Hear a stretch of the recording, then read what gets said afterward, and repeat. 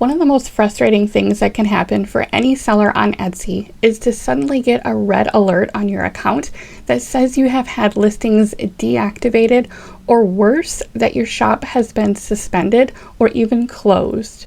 If you've been in any of the Etsy or print-on-demand Facebook groups lately, you're probably seeing a lot of alarming posts circulating around Etsy deactivating widespread listings. So I wanted to interrupt my normal video schedule and talk about it. As someone who originally started on Etsy with a handmade business back in 2017 and then dove into print on demand in 2022, I am no stranger to the up and down roller coaster that can sometimes happen on Etsy.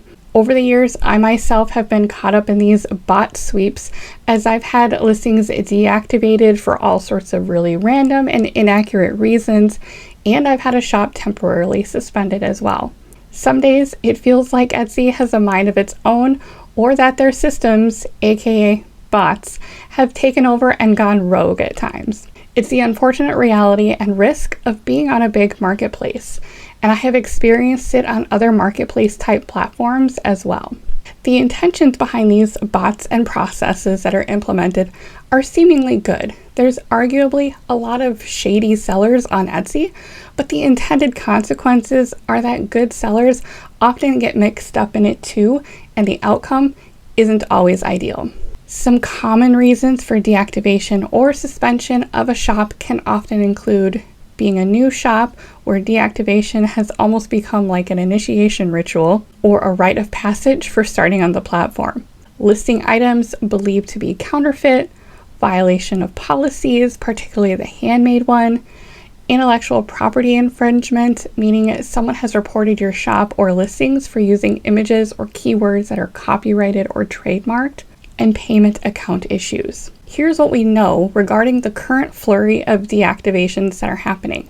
Number one, shop owners are getting listings deactivated that supposedly violate the Handmade policy. This is happening to both print-on-demand and handmade sellers. Remember, I live in both worlds, so I'm also in groups that are part of both worlds. While there have been some commonalities with listings that use particular mockups getting taken down, I am in enough groups to also be able to say that this is happening on listings with not just mockups purchased from Etsy, but also playset mockups, as well as the mockups provided by the print provider in some cases. This means that there isn't necessarily a specific trigger. The current response from Etsy when these are appealed has been a canned response that points to the Handmade policy. This is pretty standard operating procedure for Etsy's response to these types of things. Some listings have been reinstated, some have not. And the unfortunate ripple effect of this is that for shops that have had multiple listings that get taken out by the deactivations, it can then also trigger an account suspension as well, which has unfortunately happened to some shops. What we don't know is that number one, as I said earlier, there does not seem to be any obvious trigger or pattern.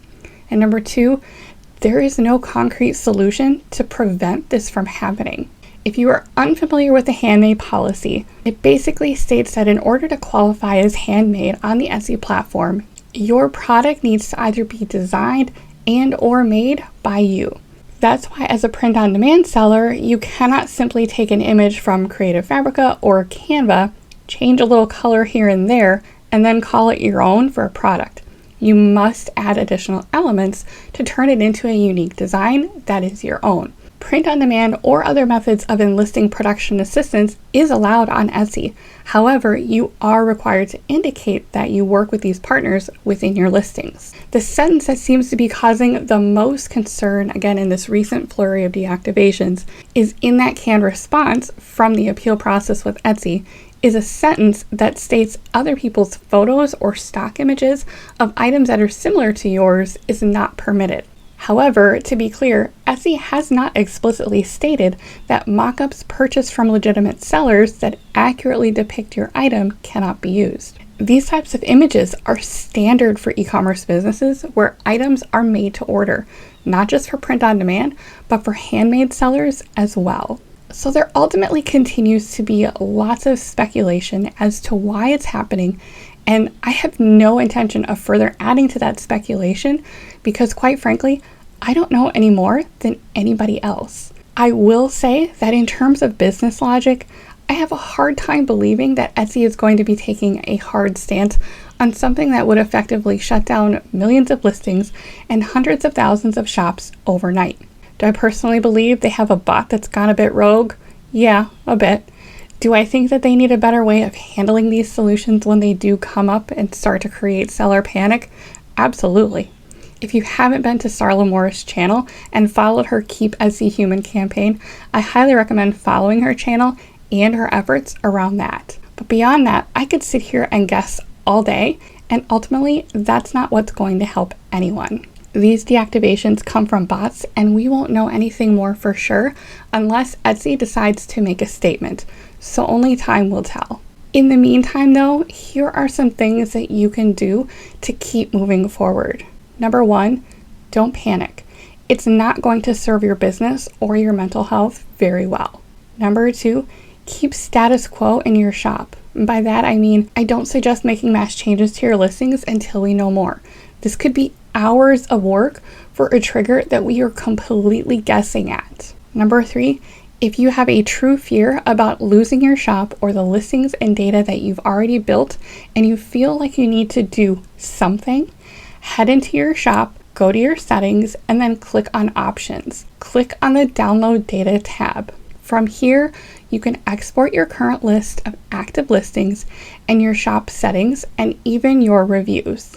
If you should ever want to start up on a different platform, this will at least give you some initial data to work with, and some platforms will let you fully upload and transfer data with these types of files. Save these in a safe spot on your computer just in case you need them. You can do this at any time, as many times as you want. And number 4, control your controllables. We are in the midst of Q4 and weeks away from the peak of it, so I'm still listing until Etsy says I can't. But if Etsy is stressing you out or the social media posts are stressing you out, take a break from social media for a little while, or take a break from adding listings in your shop for a little while and just focus on your customers and orders as needed. Or simply focus on other activities in your business. Perhaps it's researching demand, perhaps it's spending some time entrenched in designing, or binging your favorite YouTube creator channels to keep developing your skills.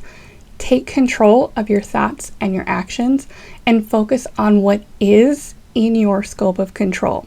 To be very clear, I feel sincerely sorry for any sellers that have experienced or are experiencing these deactivations or suspensions in their own shops, as I know it is very unnerving, and I certainly don't want to minimize that. Keep fighting and don't give up. And for everyone else, until Etsy says otherwise, the best thing that you can do for your shop and your sanity is to not focus on the things that you can't control. Navigate the bumps along the way if and when they happen, and keep moving forward with building and growing your business to the best of your abilities. Take care, my friends, and I'll see you on the next one.